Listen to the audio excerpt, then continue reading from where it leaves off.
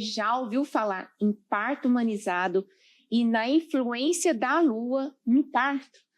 Hoje nós vamos conversar com a Lídia Pérez, enfermeira obstetriz aqui do Distrito Federal, uma potência em ajudar as mulheres a darem à luz, né? Verdade, já estou nessa área há 15 anos, comecei na docência e hoje eu trabalho no Centro Obstétrico do HRG, que é a maternidade que tem maior número de partos do DF, além de atender partos humanizados particulares também, né? E Lídia, como começa a sua trajetória, o seu olhar para essa área aí tão envolvente, que eu acredito que ela te abraçou e você não saiu mais, foi isso que aconteceu? Eu tenho 15 anos de formada, aos 15 anos eu trabalho com obstetrícia, desde sempre, né? A minha paixão começou no estágio, no Centro Obstétrico. Eu já gostava na teoria, mas quando eu fui para o estágio e eu vi a primeira mulher dar à luz, eu assisti meu primeiro parto, eu chorei, me arrepiei e falei, eu nasci para isso. E aí depois, sabe que meu nome é Lídia, e eu odiava, né? Foi minha avó que escolheu, mas não gostava, achava muito feio. E aí eu descobri que significa a que sente as dores do parto. Meu aí, Deus, Lídia. Hoje eu amo meu nome, né? Faz todo sentido para a sua trajetória. Verdade. E Lídia, a sua formação é aqui em Brasília, Sim. mas nós estamos falando para todo o Brasil, Sim. né? E o profissional que deseja, tem um sonho ou não conhece essa especialidade? Porque nós conhecemos a maior parte das pessoas, principalmente os leigos que não são da área da saúde, conhecem o médico obstetra, né? Sim. E aí, qual é o papel da enfermagem obstétrica e como é o caminhar da formação do enfermeiro obstetra? Apesar da obstetrícia ser uma área de atuação há muito tempo da enfermagem, a gente vem ganhando autonomia nesses últimos, digamos, os últimos 10 anos. Em 2011 foi quando virou a chave, né, com a Rede Cegonha. Mas assim, no início eu comecei a minha trajetória, tinham pouquíssimas enfermeiras obstetras aqui em Brasília. E a gente passava humilhação por dia, né, para atender parto, porque o médico não aceitava a nossa conduta, achava que a gente estava ali para tomar espaço, que enfermeiros só tinham que atender parto na Amazônia, enfim. E aí a gente sofria muito preconceito. E muitas vezes eles falavam que a gente estava fazendo exercício ilegal da medicina também, né? Então, vários plantões eles falavam isso. Então, eu comecei sofrendo muito, matando um leão por dia, não era fácil, humilhada, já fui expulsa de hospital, porque o médico falou que se a gente tivesse atendendo parto, ele não atenderia. E hoje a chave virou tão grande que eles trabalham com a nossa parceria. Então, hoje eu trabalho com médicas particulares que elas só atendem parto normal se tiver um enfermeiro obstetra para acompanhar junto com ela o processo inicial e depois a médica obstetra chegar. Então, é uma trajetória que hoje eu acho que já está mais reconhecida, mais aceita, né? E que eu acho que a tendência é que todo parto de risco habitual seja atendido pelas enfermeiras obstetras, isso muito em breve. É o que já acontece na Inglaterra, nos Estados Unidos, na Holanda, que são as nossas referências em parto humanizado. No Brasil, a gente tinha uma assistência muito medicalocêntrica, e muito, com o avanço da anestesia, muito de cesariana, né? As mulheres queriam ter uma cesariana para não sentir dor. E não existe parto sem dor, seja cesariana ou normal.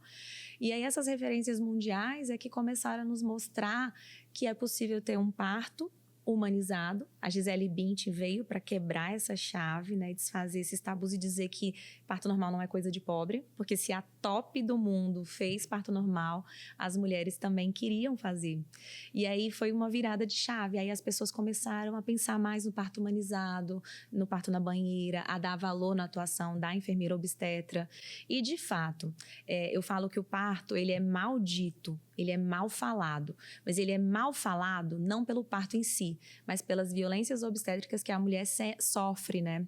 Então, colocar um soro que vai dar dor, o sorinho da dor, cortar a vagina sem pedir permissão e sem anestesia, que isso acontecia demais, né? Que eu acho que não é nem violência obstétrica, isso é uma tortura com a mulher. E empurrar a barriga. Então, geralmente a mulher, quando fala do parto ruim, ela se refere às violências obstétricas. E aí a enfermeira obstetra veio para virar essa chave, que é possível sim ter um parto com dor, mas uma dor controlada, com apoio emocional, com métodos não farmacológicos de alívio da dor, e isso tem crescido cada vez mais. Então, hoje a população já reconhece, né? Em muitos estados, até mais que em Brasília, eu acho que Brasília é até atrasada em relação a outros estados. No Nordeste está super em alta, com centros de parto humanizado. E eu acho que a gente tem muito a crescer ainda. devido à potência que é a enfermeira obstetra. A gente tem uma formação muito rica, muito ampla, e a gente está sempre se atualizando. Então, hoje o médico, ele chama a enfermeira obstetra para ver qual a melhor posição, o que pode fazer para acalmar aquela paciente. Então, ao invés de brigar, como era antigamente, nós viramos parceiros, né? E isso me faz ser muito feliz e grata, porque lá atrás, quando eu olhava, eu nunca imaginei que a gente ia chegar no cenário que a gente chegou hoje, né? Então, é muito gostoso, Ju. Por isso que é tão importante falar para quem é enfermeiro e gosta dessa área, se especializar, que tem muito mercado de trabalho e vai ter ainda mais. Vocês entenderam quando eu falei potência? Só um exemplo, Lídia. Quantos partos aí? Você tem ideia de quantos partos você já fez nesses 15 anos? Mas assim, por mês, um chute. Então, é muito difícil falar, porque eu devia ter contado, né? Igual o Romário comemorou o 1000º gol, eu devia ter comemorado o meu 1000º parto. Com certeza já foi mais que isso. Teve época lá no HRG que a gente atendia uma média de 100 partos só pela enfermeira obstetra, e só tinha eu e outra. Então, eu considero que a gente atendia 50 partos no mês, né? E isso, assim, vamos contar em 10 anos, é muito parto, fora os particulares que eu tenho. Então, com certeza, é muito mais de 1000 do que o Romário fala. Acredito que sim. E, Lídia, você trazendo aí todo o olhar para a mulher, mas também vamos falar de economia, vamos falar de sustentabilidade na saúde.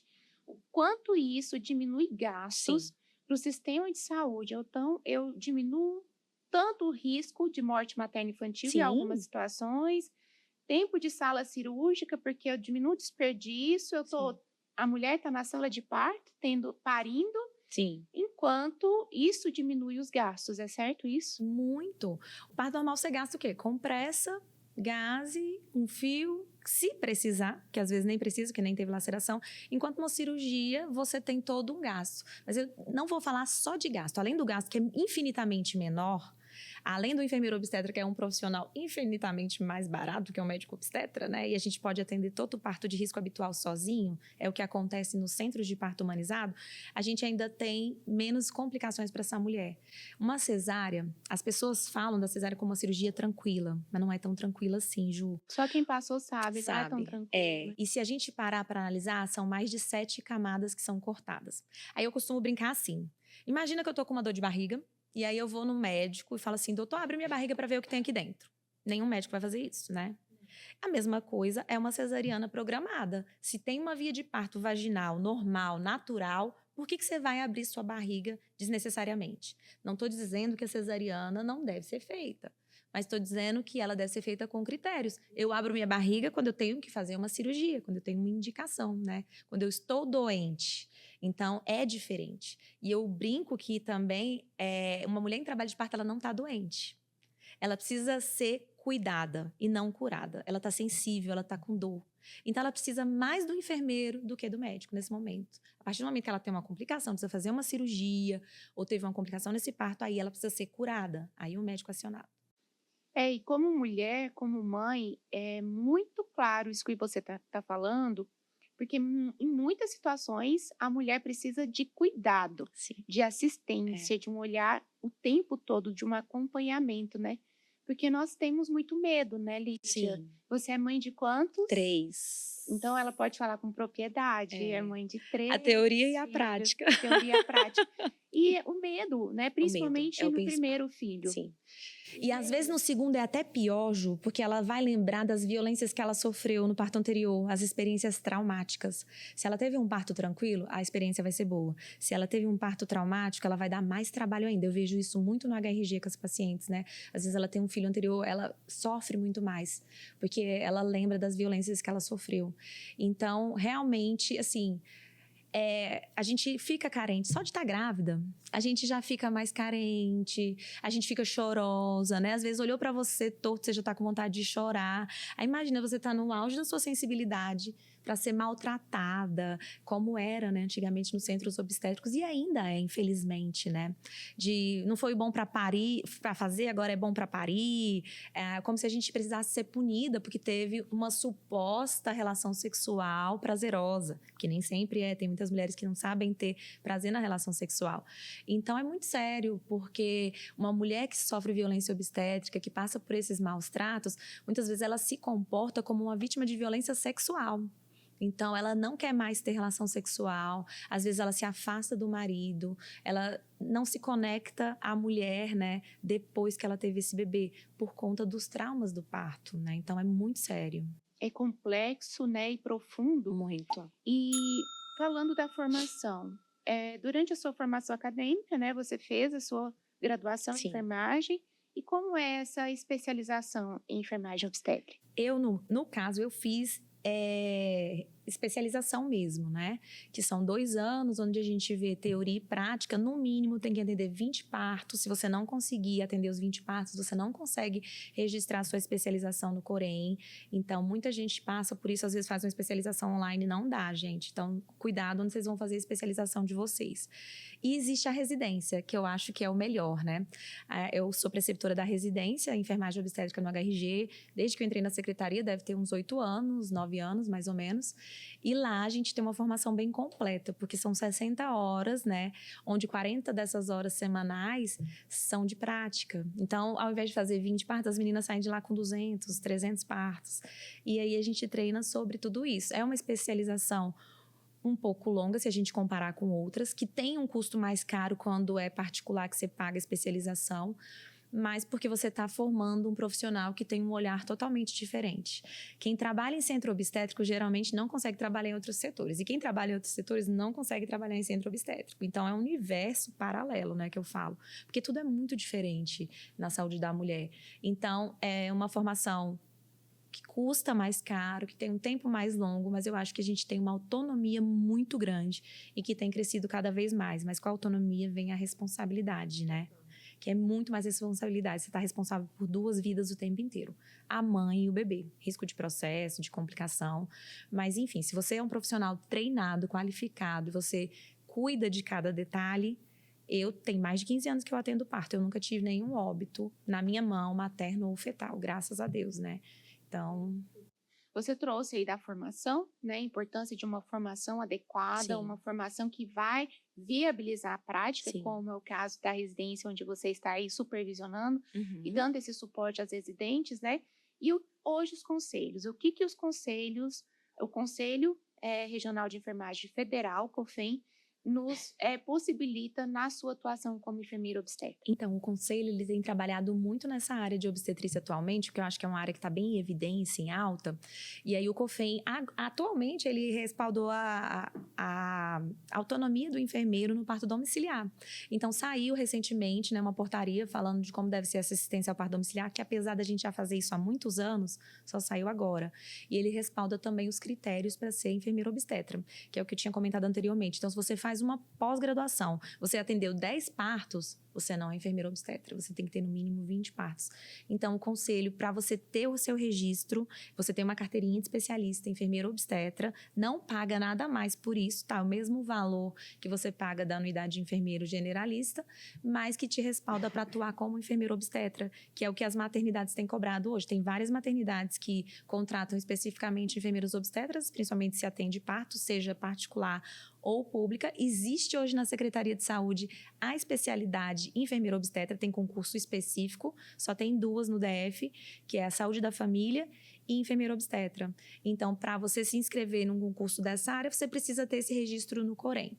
Então, por isso que é tão importante o Corém nessa fiscalização, né, na concessão desse título, porque é uma área que, como eu falei, é muito cuidadosa, você pode ter um óbito muito facilmente se você não souber conduzir, tanto da mãe quanto do bebê, principalmente por hemorragia pós-parto, ou às vezes parada de progressão do parto, você não tem aquele start de intervir a tempo e esse bebê começar a sofrer intraútero.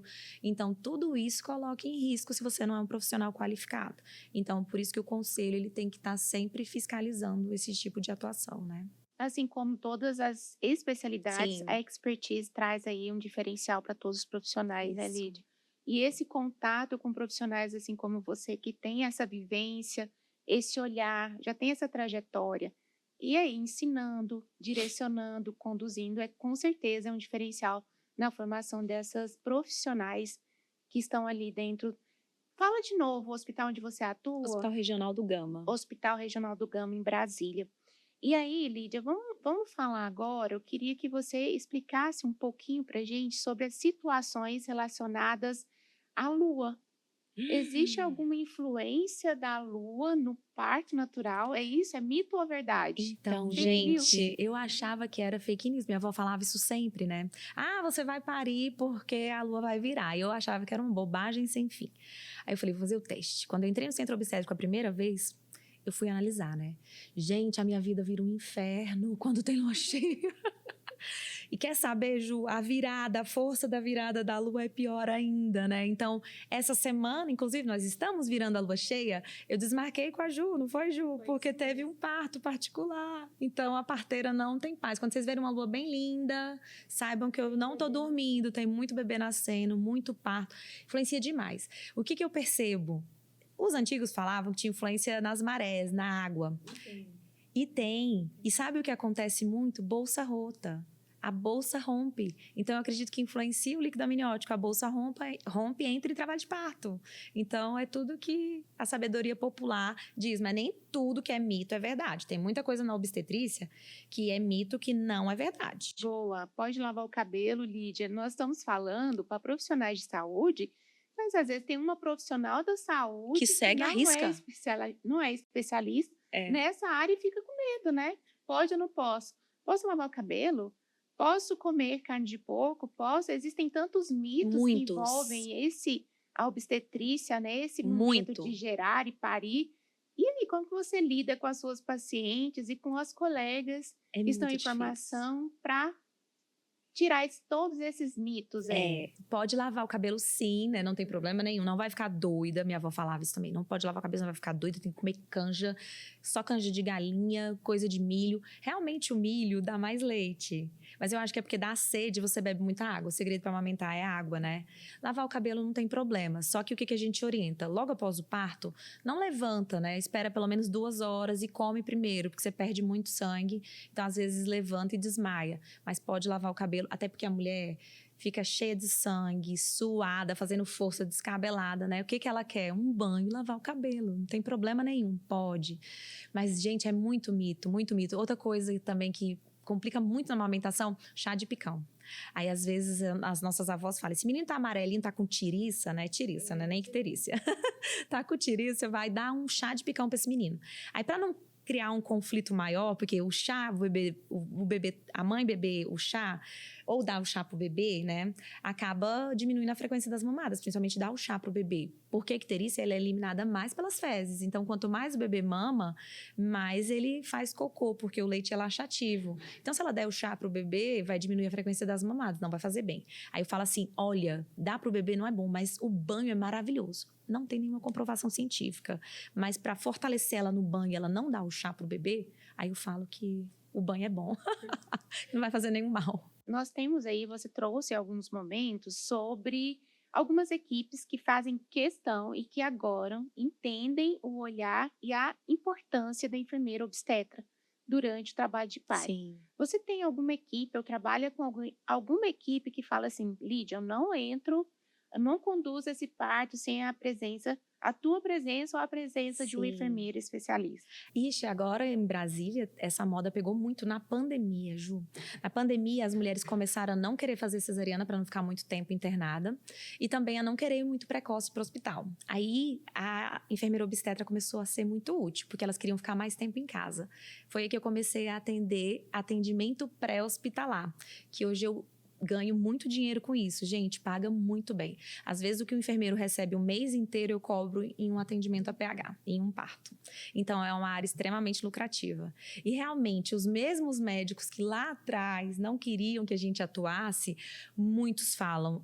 Tem 2 clínicas que eu trabalho, né? Eu trabalho com a Diagnose e com a Nascer Brasília, mas eu também trabalho de forma independente, onde qualquer paciente que queira me procurar, me contratar, eu atendo. Mas tem muito médico que fala desse jeito, olha, eu só vou fazer o parto normal se você contratar a Lídia ou se você contratar um enfermeiro obstetra.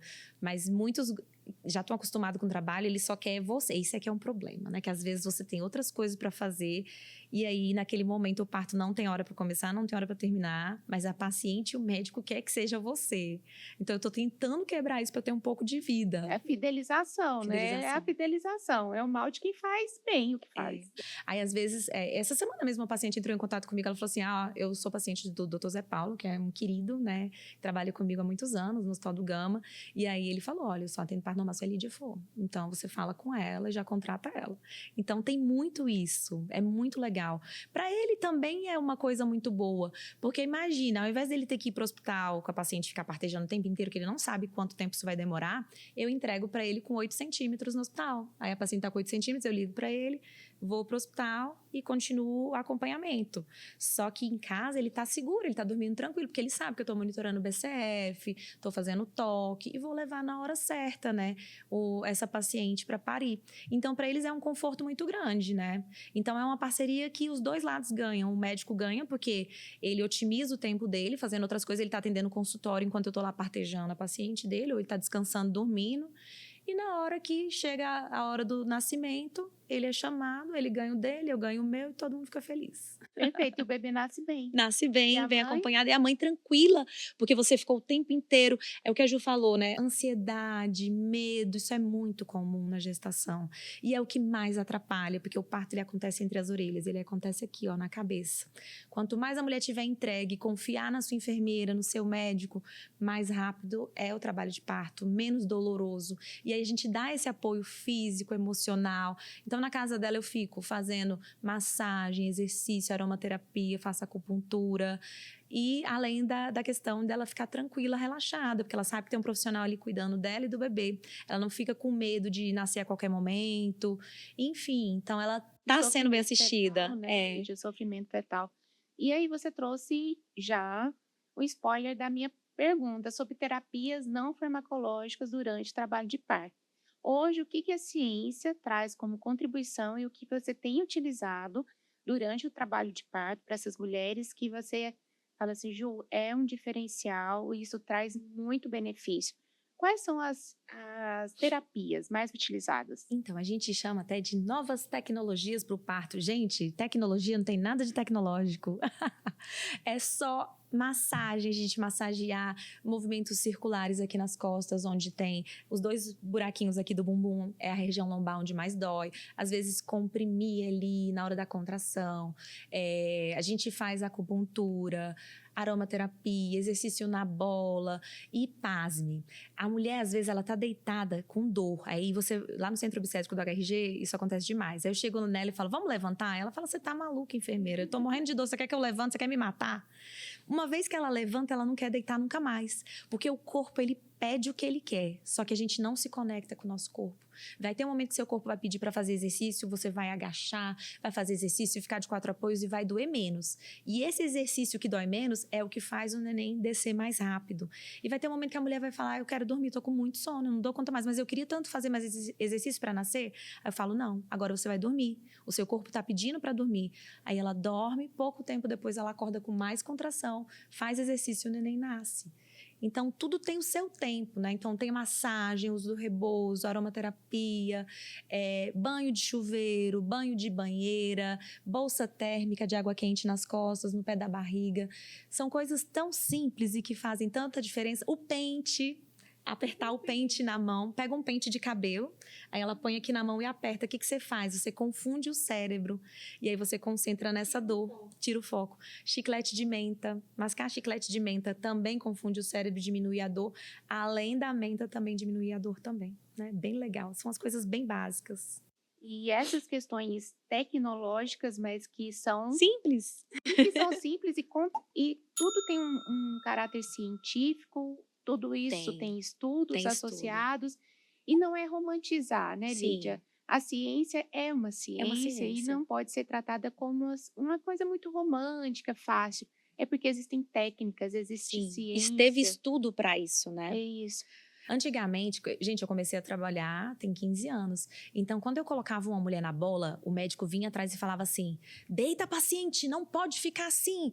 Aí um dia eu fiz um teste. Falei, doutor, vem cá, vamos fazer um teste para eu te provar que esse negócio funciona. Eu falei, toca a paciente agora. Aí ele tocou.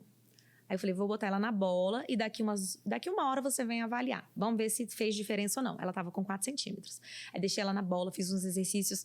Quando passou o tempo, eu falei, agora você toca de novo. Aí ele tocou. Estava com 8 centímetros. Ele falou, mentira, que isso funciona mesmo. Então, eles começaram a aceitar. Então, foi assim que descobriram, né? Pegaram mulheres que fizeram exercícios, mulheres que não fizeram exercício, mulheres que fizeram epísio, mulheres que não fizeram epísio, mulheres que fizeram ocitocina e que não fizeram ocitocina. E daí, baseado nos estudos científicos, a gente descobriu que a gente precisa dar 2 passos para trás para dar um para frente, voltar para aquele parto na casa, junto com a parteira, aquele parto que deixa o corpo falar e não ficar fazendo muita intervenção, botando ocitocina, cortando. O útero, eu falo que ele é como se fosse nós mulheres, né? Nós somos temperamentais. Então, imagina, o útero tá lá, contraindo normal. Aí você taca ocitocina. O que ele faz? Emburra. Não vou mais contrair. Eu tô aqui contraindo, você tá jogando ocitocina para aumentar a contração. Não vou mais. É igual a gente, né? Quando emburra, emburra. E aí, às vezes, você tira a ocitocina e o negócio flui. Então, a ocitocina tem que ser feita na hora certa. Quando é necessário, a maioria das vezes não é necessário. Então, é isso. É você deixar o corpo falar, ouvir o corpo e ir acompanhando essa evolução fisiológica. O menos é mais. Quanto menos você fizer mais fisiológico, melhor é para a mulher, melhor para o bebê. E essas opções para a mulher, por exemplo, parto domiciliar, parto na banheira, isso é bom ou não? Utilizamos ou não utilizamos? Como é na sua prática? Utilizamos. Assim, eu atendo também parto domiciliar. Eu tenho uma amiga que tem uma empresa de parto domiciliar, a Melissa da Humaniza. Beijo, amiga, para você. Maravilhosa, fui a pioneira nessa área. Já atendi vários partos com ela. Só que o parto domiciliar, Ju, ele não é aquele parto que você vai igual a parteira antigamente. E a parteira e sem nada. A gente monta todo um cenário. A gente leva material de reanimação neonatal, bala de oxigênio, material de hemorragia. E a gente fica monitorando. O bebê, a gente sabe se ele está indo bem ou não através do batimento. E a mulher, através da contração. Então, se alguma coisa der errado nesse meio tempo, na dúvida, a gente já tem o plano B, que é levar para o hospital. E, às vezes, termina no hospital de parto normal, tranquilamente. Às vezes, não. Mas é por isso que é importante a gente ficar monitorando. Então, quando eu vou fazer um parto domiciliar, sempre eu tenho que pensar no plano A, no plano B, no plano C, tem que estar próximo do hospital para que, se preciso for remover, eu consiga remover a tempo. Então, eu tenho que conversar isso com a mulher também. É seguro, sim, desde que eu tenha uma equipe treinada. Ao invés de uma, vão 2 enfermeiras, porque vai que nasceu o bebê ruim e a mãe teve hemorragia. Eu preciso de 2 para cuidar de uma da mãe e uma do bebê. Então, a gente tem todo um planejamento, por isso que é parto domiciliar planejado. É seguro desde que você faça com uma equipe confiável e que tenha todo esse suporte. E o parto no hospital também é super seguro, mas aí está mais alcançável, né? Porque daí eu tenho todo o equipamento e tecnologia do hospital associado. Eu não vou intervir, mas se for necessário eu vou intervir a tempo. E qual o melhor lugar para parir? É o lugar que a mulher se sentir mais segura. Tem mulher que vai se sentir segura na casa dela, tem mulher que vai falar, Deus me livre, eu não vou me sentir segura, vou ficar com medo. Então, o melhor lugar para ela é o hospital. Minha sogra tá aqui, não quero parir junto com a sogra. Isso, e atrapalha. Nossa, quando tem uma... Eu fui atender o parto da mulher do meu primo. E foi muito legal, assim, mas foi a família inteira. Tava a família dela, a minha família, todo mundo parecia que estava tendo um velório. Chegou todo mundo e eu vi que aquilo estava atrapalhando. Eu falei, gente, por favor, vocês estão atrapalhando. Vai todo mundo embora, porque não está fluindo. E realmente, só foi todo mundo indo embora que o negócio fluiu. Então, quanto mais pessoas falando, energia, né? Perguntando, eu gosto de falar para paciente assim, ó, nem fala, tá em quanto? Já tá nascendo? Vai demorar quanto tempo? Gente, eu não tenho bola de cristal, né? Só Deus sabe a hora que vai nascer. E eu gosto de nem avisar a família. Avisa só quando tiver nascido, né? Porque se você avisa muito antes, vai gerando essa expectativa, ansiedade, tá demorando demais. E não tá, gente. Parto é trabalho de parto, não é alegria de parto. Trabalho de parto é trabalhoso, é demorado. Só que a gente tem que lidar com ele. Cada contração é uma menos, é um processo. E você trouxe aí sobre todo um fluxo, né? Referência, vai ser na casa, mas para onde eu levo esse bebê e essa mãe, caso alguma coisa saia do programado, né? Saia do natural. E dentro das instituições de saúde também existem os protocolos, Sim. né? Quais, minimamente aí, Lídia, dentro das instituições que atendem mães e bebês, quais são os protocolos que precisam estar instituídos, estar funcionando, não só no papel, para que a morte materna infantil reduza, seja minimizada? Se a gente seguisse os protocolos que nós temos atualmente, a gente teria muito menos morte materna. Gente, é tão importante auscultar o batimento do bebê, né? A cada hora tem que auscultar o batimento. Antigamente a gente fazia toque a cada hora. Não, toque a cada 3 horas só. Não precisa ficar tocando toda hora. Você tem que contar as contrações. Porque quem manda no parto não é a dilatação, é a contração. Às vezes eu tenho uma mulher com 8 centímetros e uma com 4. A de 4 centímetros nasce antes do que a de 8, porque ela tem mais contração. Então, quem manda no parto? Contração e o batimento. Então, são as coisas primordiais. Hoje, no DF, nós temos o protocolo que foi montado pela Câmara Técnica de Enfermagem Obstétrica, onde a gente fala de assistência pelo enfermeiro obstetra, assistência compartilhada e assistência do médico obstetra. Então, foi validado pela Rede Cegonha. No Corém, nós temos protocolos. Então, o que eu preciso é estar capacitada e seguir esses protocolos. Temos protocolo de hemorragia pós-parto. E eu preciso treinar a minha equipe, protocolo de reanimação neonatal. A equipe tem que estar treinada e capacitada para fazer conforme o protocolo, porque quanto mais rápido você age, mais direcionado a esse atendimento, maior a segurança e maior o sucesso, porque nós temos ainda muita morte materna evitável, principalmente por hemorragia pós-parto, né? Então é inadmissível uma mulher morrer de hemorragia pós-parto, isso é falta de assistência, é falta de verificar se ela teve uma contração uterina no pós-parto, iniciar o protocolo a tempo, morte fetal intraútero, é falta de acompanhar o batimento. Eu trabalho numa maternidade pública, infelizmente a gente às vezes não tem número de profissional para ficar monitorando toda a mulher a cada hora, mas o ideal era que eu monitorasse o BCF a cada hora ou a cada 30 minutos. As minhas pacientes particulares não passam mais de 30 minutos sem ouvir o batimento. Porque se você percebe que está tendo alguma alteração, ou taquicardia ou bradicardia, você tem tempo de fazer uma intervenção e salvar aquela vida. O bebê ele não muda o BCF e morre em seguida, demora. Então, se você está monitorando, você tem risco zero. O problema é que nem sempre a gente consegue monitorar, ou nem sempre os profissionais seguem esse protocolo, né, que é tão importante. E sobre a reanimação desse neonato, né? E o encaminhamento desse paciente, desse bebê, desse recém-nascido para uma unidade de terapia, né, neonatal. Que momento? É preciso sempre ter um pediatra em sala? Quais são as condições ideais ou que estão acontecendo na atualidade? Sempre tem esse profissional? Isso é muito bom, Ju, porque a gente está com cada vez menos pediatra. Então, quem é que está crescendo nessa atuação? Enfermeiro. E o enfermeiro ele está capacitado para resolver 90% dos casos de reanimação neonatal sozinho.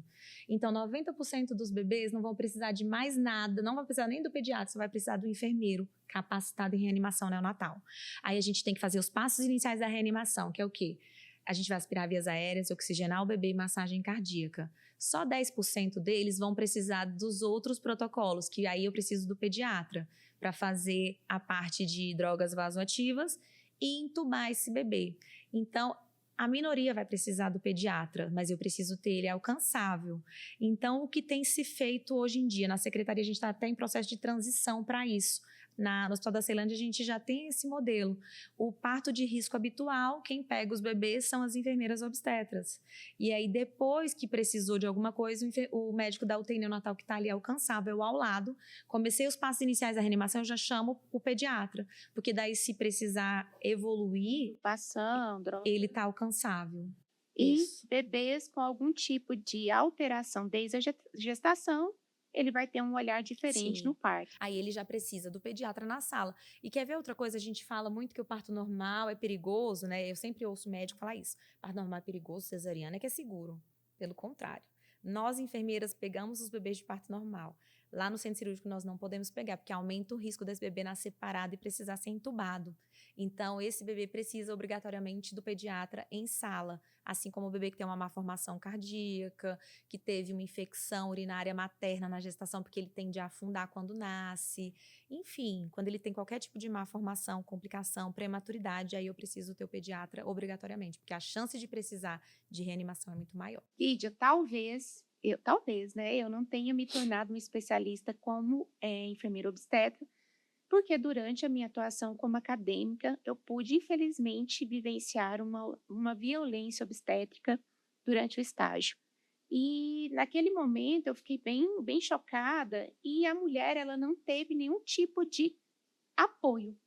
A equipe ela ficou perplexa, ninguém conseguiu se posicionar e isso hoje, né? Como lidar com essas situações, como a enfermagem obstétrica tem revertido tais situações e qual é a perspectiva para minimizar as violências obstétricas? É muito triste e traumatizante mesmo para uma mulher sofrer violência obstétrica. E para quem está assistindo também é horrível. O estudante, muitas vezes, igual você, traumatizou, não tem interesse por essa área, porque eu não quero ver esse show de horrores, né? Sim.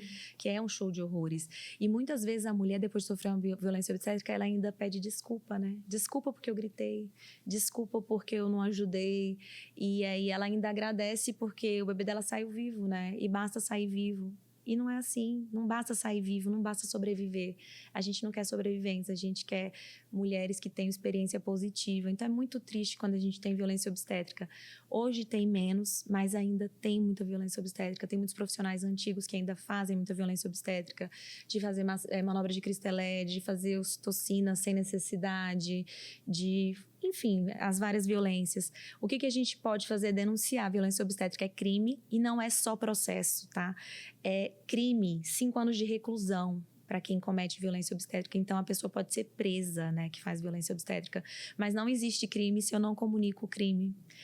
Se eu matar uma pessoa, esconder o corpo e ninguém der falta dessa pessoa, o crime não existiu, é a mesma coisa. O que a gente tem que fazer é estimular as pessoas a denunciarem, essas mulheres a denunciarem. Hoje eu percebo que tem menos, porque muitos médicos estão sendo processados, porque as mulheres hoje processam, né? Mas eu trabalho com um público muito carente, então muitas ainda não processam. Mas aí sempre a gente fala, procura ouvidoria, se você se sentiu constrangida. O ideal é que não acontecesse, que uma vez que você sofreu violência, isso vai refletir na sua vida pro resto da vida. Mas se já aconteceu, processar o profissional para que ele aprenda a não cometer violência obstétrica com outras pessoas, porque é extremamente traumatizante, né? Eu gosto muito de orientar as pessoas a assistirem um vídeo que se chama Dor Além do Parto. Todas as mulheres do mundo deveriam assistir, não só profissionais da saúde. Dor Além do Parto, tem no YouTube 10 minutinhos. Ele fala das violências obstétricas e das consequências disso na vida de uma mulher. Então, às vezes é uma coisa que a gente nem se dá conta que é violência obstétrica e é. Então, é possível sim reverter isso. Eu acho que hoje a gente já teve um avanço muito grande. Todas as mulheres sofriam violência obstétrica antigamente. Eu brincava que elas entravam na porta do céu, eu ia apresentar o setor para os meus alunos, eu falava assim, ela entra por aquela porta, lá na porta ela deixa a roupa, o sutiã, a calcinha, o acompanhante e a dignidade. Ela entra para ser humilhada, ofendida, maltratada. Isso acontecia. Então, a presença do acompanhante inibe. E é crime não deixar o acompanhante entrar. Quais são os direitos que essa gestante tem hoje no Brasil? Ela tem o direito de entrar com o acompanhante de livre escolha. Tem gente que fala assim, mas não é o pai do bebê. Não interessa quem é. É a vizinha. É quem ela deseja, acompanhante de livre escolha. Toda mulher tem o direito de entrar com o acompanhante, seja para entrar em trabalho de parto, abortamento, pós-parto, o parto no centro cirúrgico, que eu já vi muito centro cirúrgico tirar o acompanhante, é violência obstétrica não deixar a presença do acompanhante. Então, se acontecer isso com você, que eu já vi acontecer aqui em vários hospitais do DF, denuncie, porque esse profissional vai ser preso, não é só processado, né? Então, a gente não pode impedir. E quando ela tem doula, a doula é uma acompanhante treinada, ela não substitui o acompanhante, que eu vejo muitos hospitais também fazerem isso. Tem doula, então ela entra no lugar do acompanhante. acompanhante. Não, ela não substitui. Ela é uma acompanhante qualificada. Então, ela não substitui o acompanhante. Então, são direitos da mulher, sim, e é crime impedir a entrada.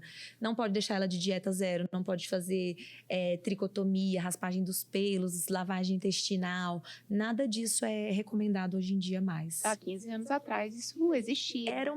Todas eram assim, dieta zero, soro de ocitocina, fazia lavagem intestinal e tricotomia. Isso era básico para todas. E não entrava acompanhante. Era o protocolo.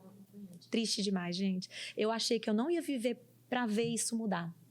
Eu tenho muita alegria de ver como mudou, como virou a chave rápido, sabe? Porque eu não tinha perspectiva nenhuma. Eu comecei a fazer enfermagem obstétrica e eu pensava, eu tô fazendo isso aqui, essa teoria é linda, mas na prática isso nunca vai mudar. Graças a Deus mudou, né? Foi uma revolução e eu fico muito feliz de poder ter participado desse processo. E sabe que o que ajudou muito no HRG, que era um hospital que era considerado um matador, um abatedouro de mulheres, foi a inserção da enfermagem obstétrica e da residência. Porque aí a gente começou a formar residentes têm um olhar crítico e isso começou a fazer a mudança da atuação dos médicos obstetras e dos residentes de medicina obstétrica também. Hoje, as residentes de medicina, elas se espelham mais nas enfermeiras obstetras do que nos médicos, porque os médicos não atendem parto humanizado, né? E aí elas se espelham mais no que a gente faz. É muito gratificante. Isso, porque como educação realmente muda. Muda toda uma situação. Você é muito jovem, você está vendo, está fazendo parte dessa transformação. Da mudança, Lídia, porque por nós, por mulheres como nós, e pelo Sistema Único de Saúde, né? E pela saúde do país, que nós sabemos sobre a sustentabilidade do nosso sistema de saúde, né? Nós precisamos entender os melhores processos, o que é mais seguro e o que é mais sustentável. Sim. Dentro do Sistema Único de Saúde, você trouxe alguns exemplos onde o desperdício, o melhor resultado, o melhor desfecho, e falou aí da Rede Cegonha. Sim. Conta aí pra gente, quem não é da obstetrícia, o que é a Rede Cegonha? Quando no governo, né, de 2011 surgiu a Rede Cegonha, que é a divisão por redes, rede de atenção primária, rede de emergência, urgência e emergência, e a Rede Cegonha chamou muita atenção porque ela empoderava muito o enfermeiro obstetra, né? E aí lá é que virou essa chave de focar na assistência do enfermeiro obstetra, todo o parto de risco habitual ser atendido pelo enfermeiro obstetra, a qualificação do pré-natal, tudo isso para reduzir morte materna. E realmente, Ju, depois da inserção desse profissional no cenário, reduzimos morte materna, reduzimos morte neonatal e passamos a ter qualidade na assistência ao parto. Então, a Rede Cegonha foi uma mudança completa. Pode até não existir mais Rede Cegonha, né? No governo passado virou o RAMI, agora voltou Rede Cegonha, enfim, mas não interessa o nome. Eles não vão conseguir tirar a gente da assistência mais, conquistamos esse espaço e hoje a população reconhece. Antigamente ninguém sabia quem era o enfermeiro obstetra. Eu gosto muito de me apresentar sempre, né? Às vezes eu atendo um parto, eu entro no quarto, a paciente sempre fala, doutora, me chama de doutora. Sempre. Eu falo, olha, eu não sou doutora, eu sou enfermeira obstetra. Então, sempre eu gosto de me apresentar, porque senão ele fica na visão que é uma médica, né? Porque quando a paciente chama de doutor, apesar do enfermeiro ser doutor, ele está associando que você é médico.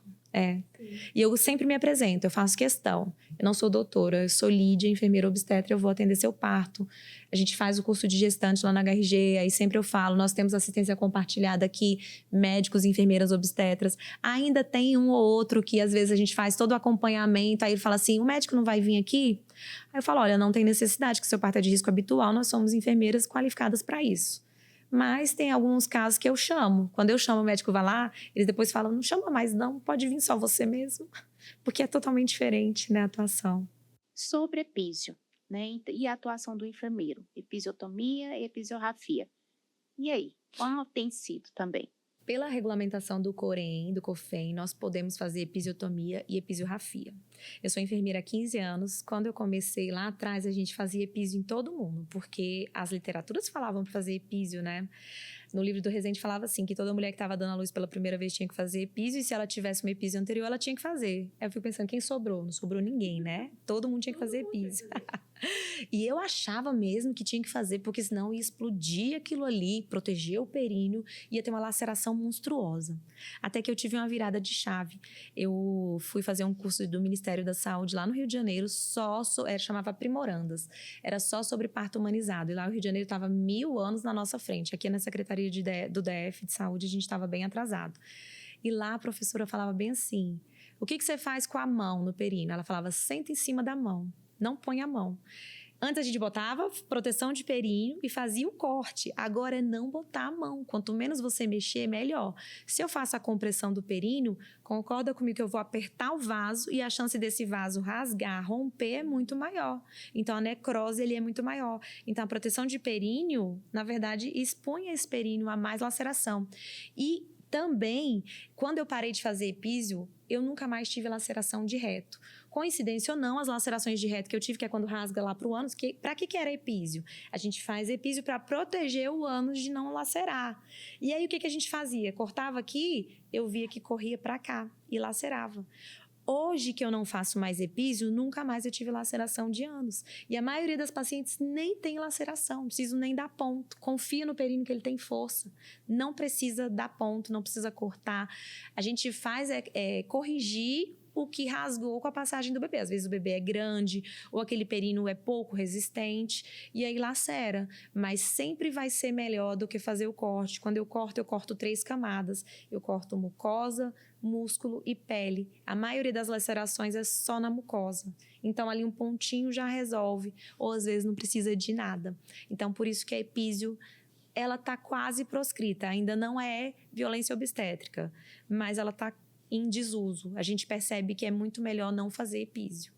E durante a sua atuação como preceptora das residentes, você ensina essa prática? A rafia, não o corte, mas a rafia sim. Aí a gente atende o parto, né? Sozinha, atendeu o parto, lacerou, aí elas vão rafiar. Aí eu vou lá e oriento como é que faz a rafia e elas fazem a rafia também. E agora não só na residência, né? Na Training Lab. Também tem aula de rafia, inclusive, em breve teremos. Em breve, em agosto, a Lídia vai estar aí com uma turma, com certeza, de profissionais acima da régua aí, com certeza. Lídia, o que você tem visto aí nos congressos, os novos estudos? O que a gente tem como perspectiva para a enfermagem obstétrica? Gente, a nossa área está crescendo muito. Agora, esqueci de falar isso do Corém, a gente está respaldada também para colocar DIU e Implanon. Então, o enfermeiro generalista, não precisa nem ser obstetra, ele pode colocar DIU e Implanon, ele pode fazer ultrassonografia, não pode só laudar, ele pode atender o parto de risco habitual. Eu acho que o nosso conselho, não é porque eu estou conselheira não, mas eu acho que o nosso conselho está lutando muito pela nossa atuação. Infelizmente, profissionais da mente pequena falam, está só adquirindo isso, mais trabalho, a gente já está sobrecarregado, não vai ganhar nada mais.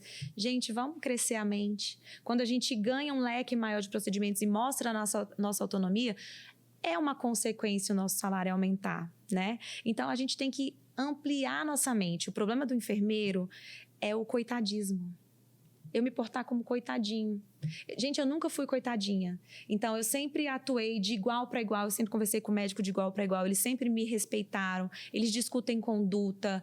Então, eu tenho uma autonomia muito grande. E essa autonomia que eu tenho, porque eu conquistei com conhecimento, me faz poder cobrar, eu vou falar, R$ 2.500 num parto, que eu estou agora já aumentando para 3.000, para acompanhar um parto, cada parto. Então, eu não vou ganhar nada mais com isso, se eu ficar trabalhando só para os outros. Mas se eu empreender, eu vou ganhar muito mais. Há algum tempo atrás, a enfermagem demorou um pouco mais para abrir o olhar sobre as possibilidades de atuação, não só no ambiente hospitalar, mas também como profissional empreendedor e também nessa possibilidade de atuação dentro das suas principais áreas de atuação, das suas especialidades. E é isso que eu quero perguntar sobre a possibilidade desse mercado. Você já trouxe em algumas falas a expansão, mas também vinculada à segurança, ao conhecimento, né? E hoje, na sua atuação, você encontra um número de profissionais adequado? Ou a gente ainda tem uma possibilidade de contratação desses profissionais? Olha, bons profissionais nós temos poucos. Nós temos muitos enfermeiros, mas poucos enfermeiros bons. Porque não se especializam ou muitas vezes se especializam em algo que não gostam e aí não fazem com amor. Aí você realmente não consegue desenvolver um bom trabalho. Mas olha, um exemplo bem básico. Eu estou agora com as residentes que trabalham no Hospital da Maternidade Brasília e elas me pediram indicação de um enfermeiro para trabalhar. Eu não tenho ninguém para indicar porque estão todas empregadas. todas as minhas residentes estão empregadas. Então, quando você tem uma formação adequada, que você tem um bom currículo, que você tem um diferencial, não vai te faltar emprego. Gente, a Juliana sabe, a correria que é a minha vida, eu não tenho tempo. E muitas vezes eu dispenso muita coisa porque eu não dou conta de tantas atribuições. Então, falta emprego para quem não é qualificado. Então, se qualifiquem na Trainilab, aprenda com os melhores, que aí você vai ter qualidade para oferecer serviço e não vai te faltar emprego. Além da qualificação técnica, né, esse olhar para o mercado. E se você pudesse assim, citar algumas habilidades indispensáveis para o enfermeiro obstetra na sua atuação ali prática, daquele enfermeiro que fez a sua residência, a sua pós, sua especialização e pôs ali na gaveta e está tocando o plantão. Não, bons profissionais. Quais são as habilidades indispensáveis, Lídia? Sem clichê, na verdade, assim, na real. Primeira coisa é o olhar humanizado para a mulher. Não adianta você... Não é tratar como coitadinho, não é alisar, né? Igual você falou, humanizar não é... não é romantizar. É você olhar e tratar o outro como você gostaria de ser tratado. Então, isso é fundamental, né? Como é que eu trataria meu filho, minha filha que está parindo, minha irmã que está parindo, tratar daquele jeito? A autonomia da paciente, você empoderar o seu paciente. Porque uma mulher empoderada no trabalho de parto vai te dar menos trabalho. Então, é empoderar, dizer para ela quais são as posições para o parto, o que é importante ela fazer, dar essa autonomia de escolha, você mostrar a segurança. Para isso, você tem que estar sempre se qualificando, sempre se aperfeiçoando. Gente, eu tenho 15 anos na área, mas eu sempre estou aprendendo coisas novas, sai cursos novos, eu faço, novas atualizações. Reanimação neonatal tem um protocolo que sai a cada 2 anos. Então, você tem que estar sempre se atualizando, porque senão você fica para trás. Então, é indispensável para esse profissional, além do olhar humanizado, a capacitação frequente, a atualização e realmente os procedimentos técnicos. Gente, eu falo que macaco vê, macaco faz. Fazer um toque é repetição. Fazer um parto, aparar um menino, a gente não faz parto, a gente assiste o parto. Aparar um menino, até uma pessoa na rua para. O diferencial são esses métodos não farmacológicos, né? Esse olhar direcionado, o olhar clínico, raciocínio clínico, entender que aquela contração ali está diferente da fisiológica, que pode ser um descolamento. Então, para isso, você tem que ter bagagem teórica, não adianta. Eu acho que o procedimento é o menos importante. O mais importante é a bagagem teórica mesmo. Lídia, você trouxe 2 assuntos aqui que nós estamos em vários momentos repetindo com um olhar aí de acordo com a especialidade, que é a experiência do paciente, cuidado centrado. O paciente, ele tem o seu lugar, sim, como protagonista. Se ele não se sente responsável, se ele não é ouvido, a interação não adianta, né? A participação dele é indispensável. E a experiência. O que eu quero entregar? É um parto, só um parto? Ou é uma experiência? Para a vida, né? Onde vai ficar ali. Verdade. Ela vai contar uma história, mas uma história bonita, né? Sem traumas. Doeu, é difícil, mas eu fui bem assistida, eu fui orientada, eu fui conduzida, né, Lídia? Isso é o que não tem preço. Não tem preço. Não tem preço. Eu falo, né? Tem 5 anos que eu falo que eu trabalho com esses partos humanizados particulares. Tem 5 anos que eu falo, eu vou parar. Mas eu não consigo parar. Mas sabe por que eu não consigo parar? Quando ela me manda esse feedback, esse retorno, e geralmente assim, terminou o parto, ela me mandou uma mensagem. Nossa, Lídia, obrigada, foi fundamental. Se não fosse você, eu não teria conseguido. Eu cheguei a arrepio, né, quando eu falo. Aí uma me mandou uma cesta de chocolate da Lindt. Isso ela pagando, ela paga e ela ainda quer te presentear, porque ela acha que aquela experiência foi tão boa.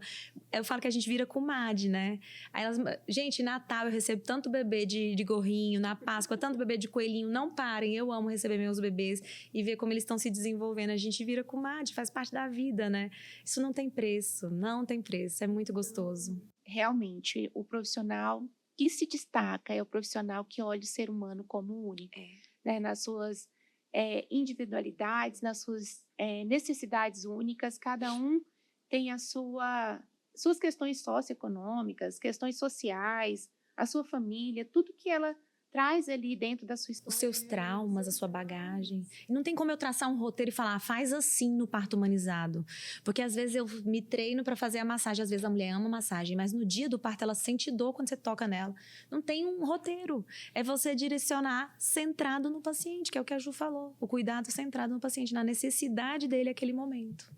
Sobre as especializações, agora vamos falar das capacitações, né? Do aperfeiçoamento. A faculdade nos dá uma formação. Formação básica. Nós somos enfermeiras, temos médicos, enfim, psicólogos, mas capacitar somos responsáveis. Sim. Em buscar, somos corresponsáveis em entregar o melhor resultado através da nossa capacitação. E o que você tem preparado aí para entregar conteúdos para esses profissionais, Lídia, que estão buscando esse aperfeiçoamento, que estão com medo dessa atuação como enfermeiros obstetras, ou que atuem na prática, mas já entendem que pode fazer diferente, melhor. O que você tem preparado aí? Então, a formação te ensina o básico do básico, te ensina a fisiologia. Mas aí a gente tem vários recursos que vão surgindo, né? Cada dia vem surgindo uma coisa nova. Tem acupuntura, tem aromaterapia, né? E precisa entender também a fisiologia do parto. Então, nós vamos gravar módulos de fisiologia do parto, vamos gravar módulos de métodos não farmacológicos de alívio da dor, que eu acho que faz toda a diferença no acompanhamento.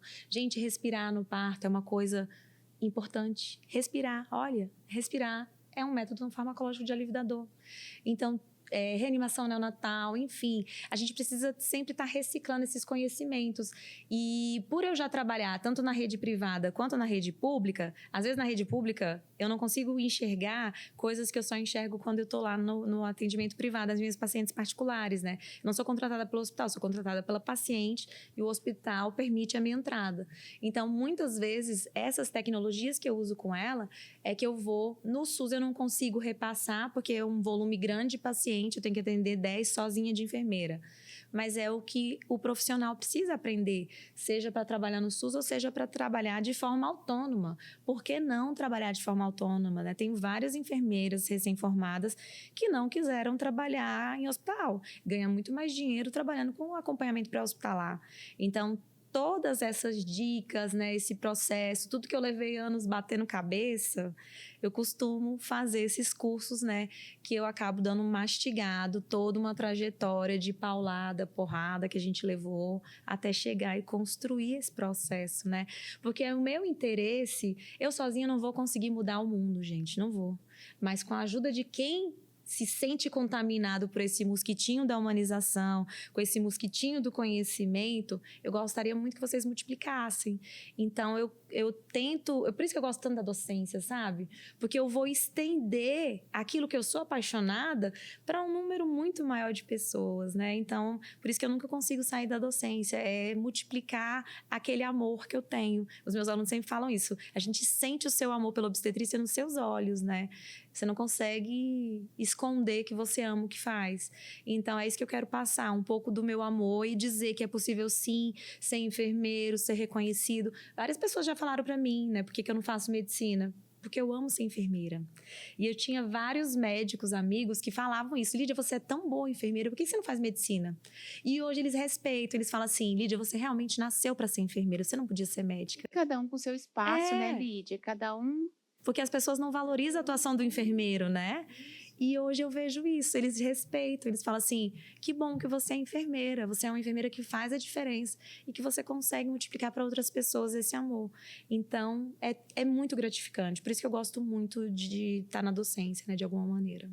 Enfermeiros entenderam por que a Lídia está conosco? Por que a Lídia está preparando o melhor, está atuando aí na obstetrícia há tantos anos?